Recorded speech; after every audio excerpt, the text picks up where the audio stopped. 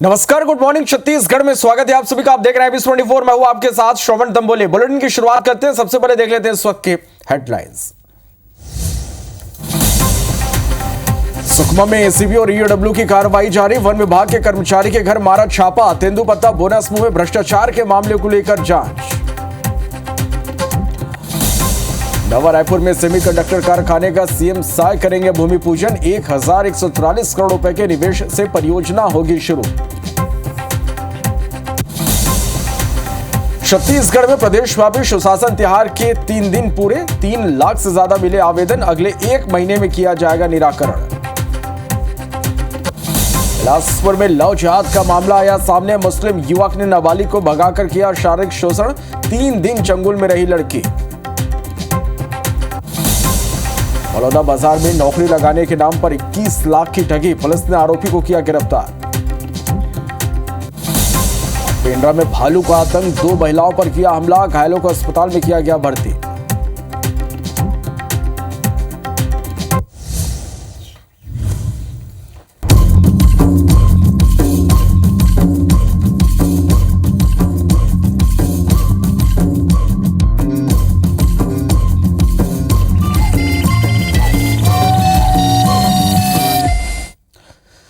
और बुलेटिन की शुरुआत करेंगे एक बड़ी खबर के साथ। सुकमा से बड़ी खबर है जहां एसीबी और ईओडब्ल्यू की कार्रवाई जारी है। दोरनापाल में एसीबी और ईओडब्ल्यू की टीम ने दबिश दी है। वन विभाग के कर्मचारी के घर एसीबी ईओडब्ल्यू की टीम ने दबिश दी है। तेंदुपत्ता बोनस में भ्रष्टाचार को लेकर जांच जारी है। तो लगातार एक्शन में ईओडब्ल्यू और एसीबी की टीम है। दोरनापाल में एसीबी और ईओडब्ल्यू ने दबिश दी। वन विभाग के कर्मचारी के घर एसीबी ईओडब्ल्यू की टीम ने दबिश दी। तेंदुपत्ता बोनस में हुए भ्रष्टाचार को लेकर दबिश दी गई। राजा राठौर हमारे संवाददाता फोन लाइन पर जुड़ा। राजा, लगातार कार्रवाई एसीबी और ईओडब्ल्यू की जारी। अब तक क्या खुलासे हुए इस पूरे मामले में? देखिए, कल भी जैसे कि एसीबी और ईओडब्ल्यू की टीम ने सुकमा और कोंटा में छापेमार कार्रवाई की थी, जहां पर 26 लाख से अधिक जो नगद राशि तेंदुपत्ता प्रबंधक के घर से सीपीआई के बड़े नेता मनीष कुंजाम के यहाँ छापा मारा गया था। साथ ही आप इसके बाद एसीबी और ईओडब्ल्यू की जो टीम है वो दोरनापाल में मौजूद है। और एक बड़ी खबर आपको बताते चलूं कि वन विभाग के एक कर्मचारी के सुबह ईओडब्ल्यू की टीम ने छापेमार कार्रवाई की थी। साथ ही अभी तत्काल में एक और कर्मचारी, मतलब 2 जगहों पर दोरनापाल में अब तक छापे पड़ चुके हैं। ये एक बड़ी ब्रेकिंग न्यूज है जो हम अपने दर्शकों को बता रहे हैं। लगातार कार्रवाई जारी है। पुलिस की टीमें भी मौजूद है सुरक्षा के लिए। ईओडब्ल्यू की टीम लगातार उन कर्मचारियों से पूछताछ कर रही है। पूरा मामला आपको पता ही है कि तेंदुपत्ता में हुए जो बोनस होता है जो ग्रामीणों को दिए जाने वाला, उसपे ये भ्रष्टाचार का मामला है, जिस पर पहले राज्य सरकार ने जो डीएफओ थे सुकमा के, उन पर कार्रवाई करते हुए उन्हें निलंबित किया। उनके घर में एसीबी ईओडब्ल्यू की छापेमार कार्रवाई हुई। इसके बाद लगातार ये कार्रवाई जारी है। कल 7 से 8 जगहों पर कोंटा और सुकमा में छापेमार कार्रवाई हुई थी और आज दोरनापाल में अब 2 जगहों पर यह कार्रवाई जारी है। अपडेट इस खबर से जुड़ी दर्शकों तक पहुंचाएंगे। शुक्रिया इस पूरी जानकारी के लिए।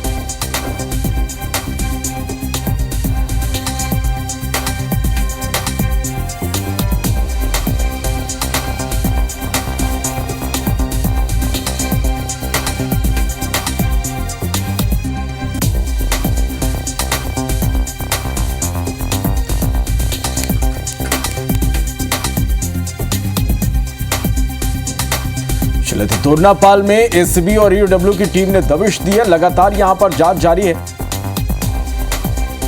तो एक्शन मोड में है एसीबी और ईओडब्ल्यू।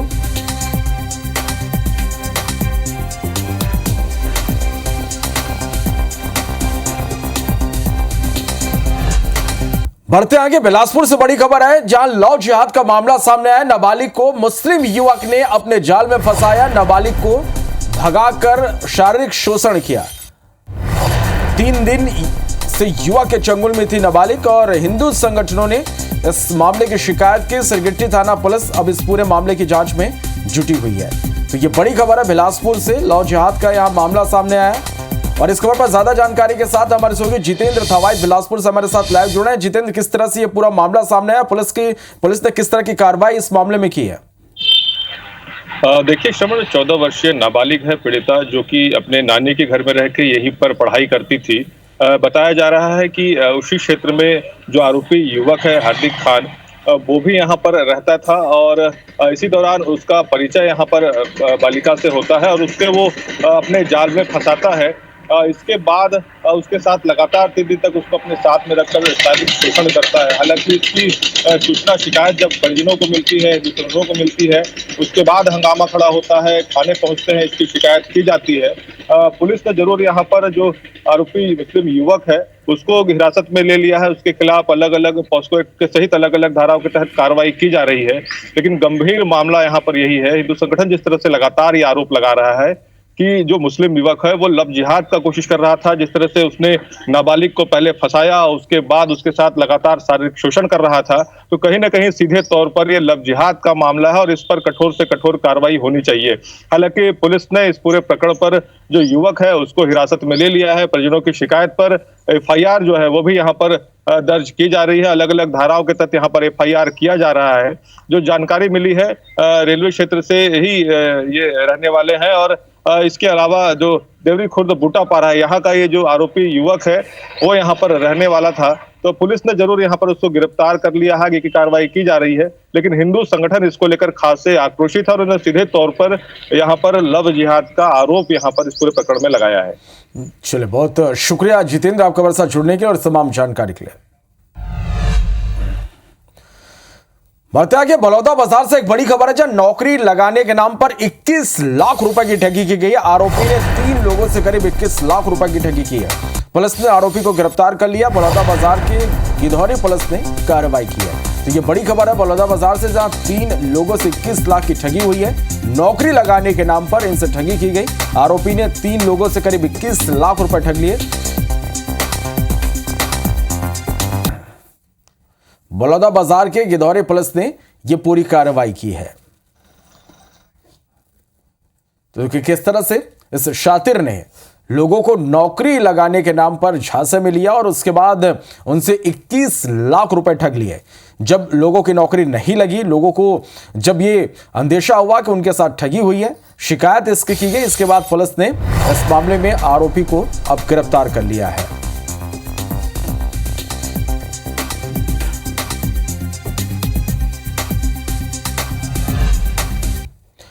पेंड्रा से बड़ी खबर है, जहां भालू ने हमला कर दिया है। हमले में 2 महिला घायल हुए हैं। महिलाओं को अस्पताल में भर्ती कराया गया है। मरवाही के गुल्ली डांड गांव का यह पूरा मामला है। तो यह बड़ी खबर आप तक हम पहुंचा रहे हैं। पेंड्रा से जहां भालू ने हमला कर दिया, भालू के हमले में 2 महिला घायल हुई हैं। महिलाओं को अस्पताल में भर्ती कराया गया है। मरवाही के गुल्ली डांड गांव का यह मामला है।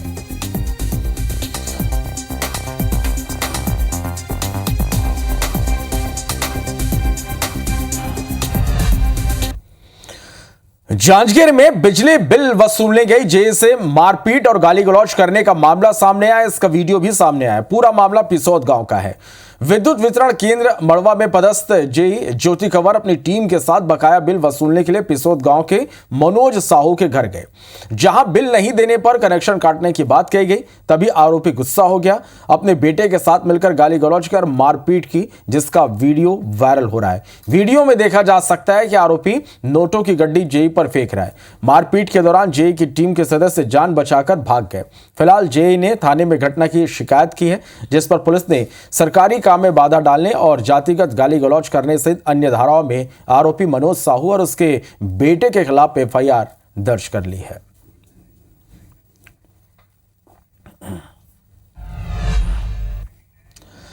बड़ी खबर बीजापुर से है, जहां नक्सलियों की साजिश नाकाम हुई है। सुरक्षा जवानों को एक बड़ी सफलता मिली है। जवानों ने 4 IED बरामद किया। सुरक्षा बलों ने IED को डिफ्यूज कर दिया है। जवानों को नुकसान पहुंचाने के लिए नक्सलियों ने IED प्लांट किए थे। तो नक्सलियों की यह बड़ी साजिश नाकाम हुई है। जवानों ने 4 IED बरामद किया है। सुरक्षा बलों ने IED को डिफ्यूज कर दिया। जवानों को नुकसान पहुंचाने के लिए नक्सलियों ने IED प्लांट किया।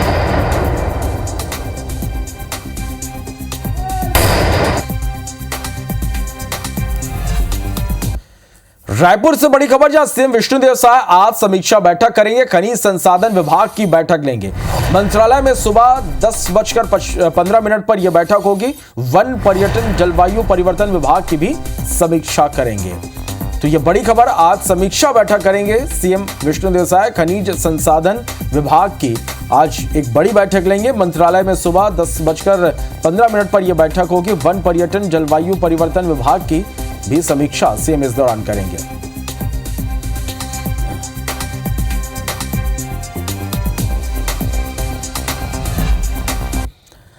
रायपुर से बड़ी खबर, जहां सीएम विष्णुदेव साय आज सेमीकंडक्टर कारखाने का भूमि पूजन करेंगे। देश का पहला GAN आधारित सेमीकंडक्टर कारखाना होगा।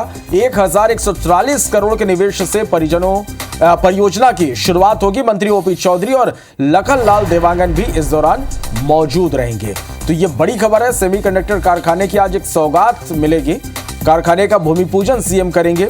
देश का CAN आधारित पहले सेमीकंडक्टर कारखाना होगा। 1144 करोड़ के निवेश से परियोजना शुरू होगी। मंत्री OP चौधरी और लखनलाल देवांगन भी मौजूद रहेंगे। तो औद्योगिक विकास की दिशा में ये एक बड़ा कदम है।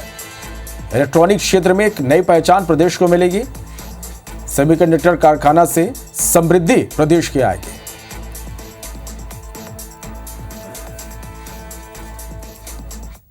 का माइंस हमारे यहाँ मिला है छत्तीसगढ़ में, कटघोरा में। उसका ऑक्शन भी हो चुका है और ये जो सेमीकंडक्टर चिप्स का जो कारखाना लगने वाला है ये लिथियम बेस्ड ही है और ये देश का सबसे बड़ा मतलब सेमीकंडक्टर चिप्स का ये कारखाना होगा और इससे हमारे बेरोजगारों को रोजगार भी मिलेगा। रायपुर से बड़ी खबर, प्रदेश व्यापी सुशासन त्योहार के 3 दिन पूरे हो गए। 3 दिन में 3 लाख से ज्यादा आवेदन मिले हैं। आम लोगों से कल तक आवेदन लिए जाएंगे और आगामी 1 माह में आवेदनों का निराकरण करना है। तो ये बड़ी खबर, सुशासन त्योहार जिसके 3 दिन पूरे हो गए और 3 दिन में 3 लाख से ज्यादा आवेदन मिले हैं। आम लोगों से कल तक उनकी समस्याओं को लेकर आवेदन लिए जाएंगे और आने वाले 1 महीने में आवेदनों का निराकरण होगा।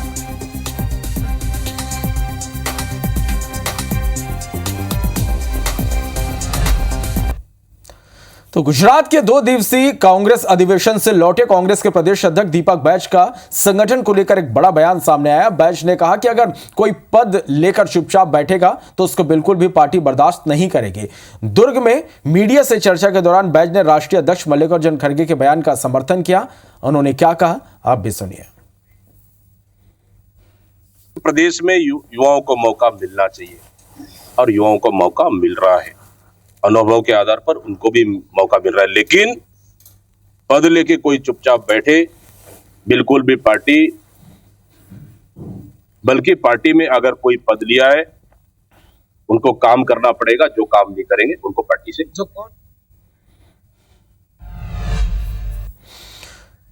और इस बीच रायपुर से एक बड़ी खबर है, जहां जुलूस में धारदार हथियार लहराया गया। शिवसेना के जुलूस में धारदार हथियार लहराने का मामला सामने आया। रामनवमी के अवसर पर रायपुरा में जुलूस निकाला गया था। DD नगर थाना के सामने हथियार लहराया गया। तस्वीरें आप देख पा रहे हैं। हथियार लहराने का वीडियो अब वायरल हो रहा है। तो रायपुर से यह बड़ी खबर, जुलूस में धारदार हथियार लहराया गया। शिवसेना के जुलूस में धारदार हथियार लहराने का मामला सामने है। रामनवमी के अवसर पर रायपुरा में यह जुलूस निकला गया। DD नगर थाना के सामने हथियार लहराया गया। हथियार लहराने का वीडियो वायरल हो रहा है। ये तस्वीरें भी आप देखिए। रामनवमी का मौका था जब शिवसेना ने जुलूस निकाला और इस दौरान कुछ लोग धारदार हथियार लहराते हुए नजर आ रहे हैं।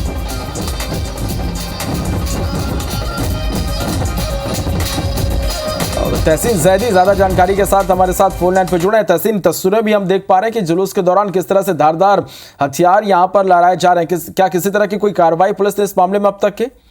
देखिए, अभी कार्रवाई तो इसमें पुलिस ने कुछ नहीं की है, और क्योंकि अगर बात करें जिस तरीके से ये जुलूस निकाला गया और शिवसेना के जुलूस में लहराए गए धारदार हथियार, और ये रामनवमी के अवसर पर रायपुरा में कल निकाला गया था, क्योंकि अगर बात करें रामनवमी 2 से 3 दिन पहले थी और उसके बावजूद ये जुलूस निकाला गया। और उसके बाद ये तो इसमें ये सबसे बड़ा सवाल है कि शासन प्रशासन की तरफ से अनुमति कैसे दे दी गई, क्योंकि उस दिन भी हो रही था। लेकिन आजकल जो अनुमति दी जाती है 4-4, 5-5 दिन बाद भी दी जा रही है, उसमें साफ तौर पे उनकी अनुमति में लिखा रहता है कि कोई भी धारदार हथियार, कोई भी रास्ता न रुके, इसकी ध्यान रखा जाए, तेज आवाज में डीजे न बजे। तो सारे नियमों की अनदेखी करके ये इस तरीके के जुलूस निकाले जा रहे हैं शहर में, और इस पे अभी किसी तरह की कोई कार्रवाई नहीं हुई है। लेकिन ये जो साफ तौर पे जो हथियार लहराते हुए दिखाई दे रहे हैं, तो और ये सबसे बड़ी बात है कि डीडी नगर थाना के सामने जुलूस निकाला गया, तब ये हथियार निकाला गया है। तो अब ये देखने वाली बात है कि ये जो हथियार लहराने का जो वीडियो सामने आया है, इसके बाद शासन प्रशासन पुलिस क्या कार्रवाई करती है, ये देखने वाली बात है। लेकिन यहाँ साफ तौर पे माननीय न्यायालय का भी उल्लंघन देखा जा रहा है, क्योंकि उन्होंने इस तरीके के सख्त निर्देश दिए थे कि तेज आवाज में डीजे ना बजे, एक मध्यम आवाज में बजे और समय के रहते बजे। और ये जुलूसों में हथियार पे प्रतिबंध लगाया गया था, उस सब की अनदेखी की गई है। लेकिन अब देखने वाली बात है कि वीडियो सामने आने के बाद शासन प्रशासन पुलिस किस तरीके की आगे कार्रवाई करता है। जी निश्चित रूप से तहसीन, यही देखना होगा कि थाने के सामने हथियार लहराया गया, वैसे में पुलिस क्या कार्रवाई करती है ये देखना होगा। शुक्रिया पूरी जानकारी के लिए।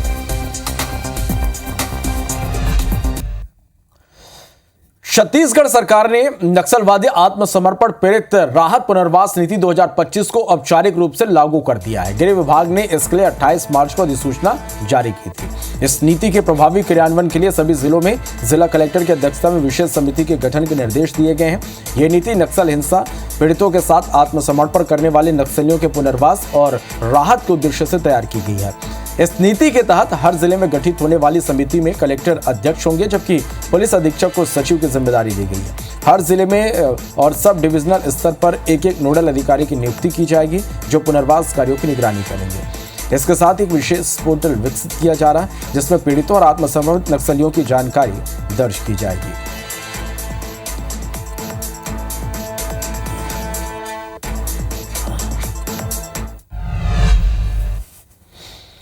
भानुप्रतापपुर क्षेत्र के दुर्गो कोंदल के हाहालद्दी गांव में संचालित श्री बजरंग आयरन और माइंस के पास स्थित सीएफ की 4वीं बटालियन के प्लाटून कमांडर हरिहर प्रसाद गर्ग की पदोन्नति हो गई। गर्ग प्लाटून कमांडर से पदोन्नत होकर कंपनी कमांडर बन गए, साथ ही उनका स्थानांतरण बालोद हो गया। इस मौके पर सहकर्मियों और खदान के कर्मचारियों ने हरिहर प्रसाद गर्ग को विदाई दी। विदाई कार्यक्रम के दौरान वो हाहालद्दी में बिताए पलों को याद कर भावुक हो गए। उनकी ओर से बजरंग माइंस प्रबंधन के सतत सहयोग के लिए खान प्रबंधक का आभार व्यक्त किया। साथ ही उन्होंने खान प्रबंधक से आग्रह किया कि जिस प्रकार से मुझे आपका सहयोग मिला, ऐसा ही सहयोग मेरे बाद आने वाले अधिकारियों को भी मिले। इस दौरान माइंस प्रबंधन ने भी हरिहर प्रसाद गर्ग के सहयोग और क्षेत्र में सतत सुरक्षा प्रदान करने के लिए उनका आभार व्यक्त किया। इस दौरान माइंस प्रबंधन की ओर से सहायक महाप्रबंधक DN मोहंता और रवि तिवारी के अलावा 4वीं बटालियन CF के जवान मौजूद रहे। यहाँ बहुत अच्छा लगा और हम तो जितना सुकून से यहाँ पर रहे हैं और जितना प्रेम और सुविधा हमको हाहालद्दी में मिली है, उतनी तो हम अपनी नौकरी में कभी नहीं पाए। ये वास्तविकता है, कोई बनावटी नहीं है, क्योंकि हमको बिजली पानी सब व्यवस्था होती है माइंस से। और भी जो भी आवश्यकताएं, व्यक्तिगत भी कोई बीमार होता है तो गाड़ी मिलती है, बाजार के लिए गाड़ी मिलती है।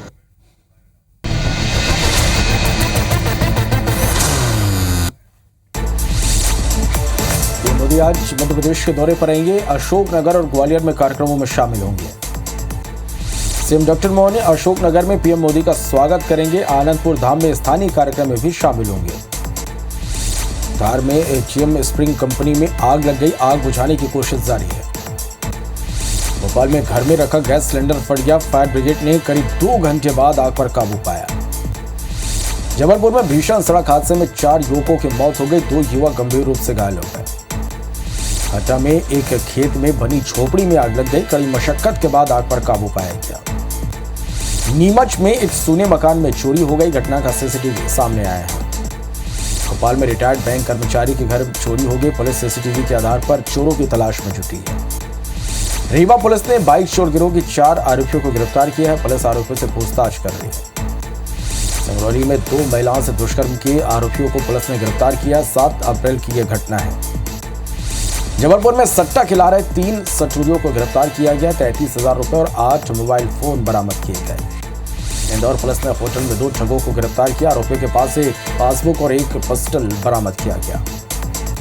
इंदौर में चिड़ियाघर में 4 मोर की मौत हो गई, हीट स्ट्रोक से मौत होने की बात सामने आई है। भोपाल में NGO में डोनेशन दिलाने के नाम पर ठगी की गई, 3 आरोपियों को गिरफ्तार किया गया। निवाड़ी में एक महिला ने युवक पर छेड़छाड़ का आरोप लगाया। मोबाइल फोन पर अश्लील मैसेज करने की शिकायत की। ग्वालियर में जीवाजी यूनिवर्सिटी में सामूहिक नकल की शिकायत पर एक्शन हुआ। परीक्षा केंद्र को हटाने का आदेश जारी कर दिए गए। दमोह में डॉक्टर दैत के सभी डिग्री फर्जी निकली। पुलिस आरोपी डॉक्टर से पूछताछ में जुटी है।